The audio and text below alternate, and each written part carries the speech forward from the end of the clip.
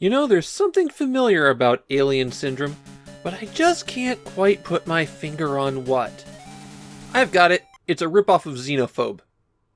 For what it's worth, with this ad, Sunsoft published Xenophobe for the NES, so they were probably just trying to get some extra mileage out of their art. The article text, however, was stolen from an advertisement for the Spectrum game Caverns of Doom, and Sunsoft didn't publish that one.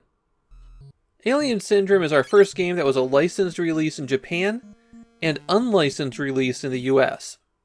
Family Stadium was initially a licensed release, and the NES port of Fantasy Zone was a different port than the Famicom version. The reason for this is Nintendo's monopolistic business practices in the US. That's not my opinion on them, that's how the US courts ruled it.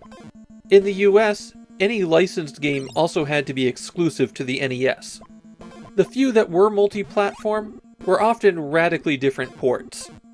This port of Alien Syndrome, on the other hand, is a straightforward port of Sega's arcade game, and that same game got a port to Sega's Master System. So Sunsoft couldn't release Alien Syndrome themselves in the US, and so it was handed off to Tengen for a release there. In Japan, there weren't any restrictions like that, so Sunsoft could release ports of Sega games ported by one of Sega's contractors, while Sega could release their own port of the game. As you might have guessed from all of that, Alien Syndrome is a port of a Sega arcade game. In fact, it was one of their more popular arcade games of the late 80s. The Famicom version came about because of Sega's relationship with Sunsoft. The company that developed this port, Sanritsu, was half owned by Sega. The plot of the game is that your friends have all been kidnapped by aliens and you have to get them back. That's about as straightforward as they get. You can control either Ricky or Marie. And there is a two-player simultaneous mode where you're each one of those characters. Then you engage in some top-down shooting, blasting your way through waves of aliens and trying to recover all 12 friends on each stage. As the level starts, the self-destruct has been triggered. That's the time limit for the stage, and when it runs out the ship explodes and you have to start all over again. Otherwise, when you die by getting touched or shot by an alien, you revive right where you left off. The time limit on those stages can be really tight. You're okay on the first two, but after that you have to know exactly where to go if you're going to be able to get out on time. Even once you've picked up all 12 friends, you still have to make it to the stage exit. And once you pass through that exit door, you'll have to face down a boss. The bosses are pretty tough in Alien Syndrome.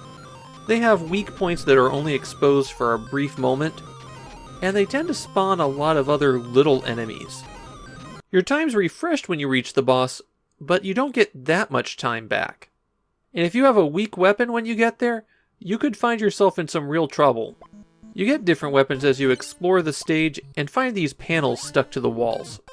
The question marks are just points. The S is your standard shot, your default gun that you begin with, so you don't want to collect it. FB is for the fireball. It's a bigger, chunkier shot than your regular one. F is for flamethrower, and it's probably the worst gun. Not in terms of strength, it's definitely the strongest weapon. You can hold down the B button to spray your flames, but they only go in straight lines in 8 directions, so enemies can creep in between your shots.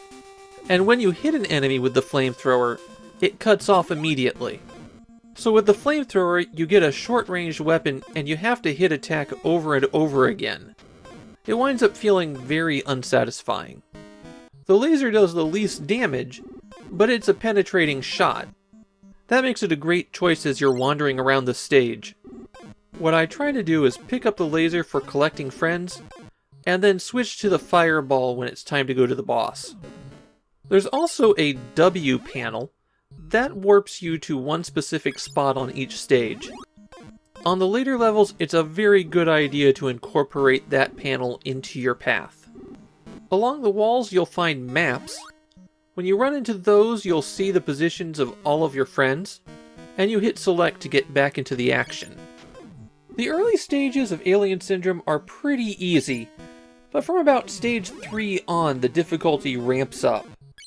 Only 3 aliens can appear on the screen at a time, but the game seems to spawn them pretty intelligently. Just right to make them a challenge, but not so close to make them unfair. Keep an eye out for these Yonic spawning points. They'll just keep pumping aliens out. You have 3 lives and 3 continues, but it's not too difficult to earn extra lives in Alien Syndrome. There's also a cheat code that will let you start on any level. If you hold down on controller 1 and right on controller 2, then press start, you can warp ahead. The worst thing in Alien Syndrome is that the stages are really tough to navigate. On later levels in particular, if you miss a friend, you won't have enough time to go back for them. So when you reach a stage, your first priority is to get to a map and figure out what you need to do. And if you get to a boss with the laser or the standard shot, your damage output will be so low that defeating them before time runs out will be really tough. Now all that said, I actually like Alien Syndrome. It is a second-tier Famicom game. The kind of game that's good enough but doesn't really inspire some strong passions. But it's not my favorite port of Alien Syndrome either. The Master System version's better, and then there's the Sega Ages PS2 version. I even kinda like the Wii version of Alien Syndrome, though that's a different game entirely. I like the Famicom version. It's straightforward action that's easy to jump into, and the difficulty ramps up pretty well. It's not a top-tier game, it's just not exciting enough for that. Just one that makes me go, yeah, that's fine.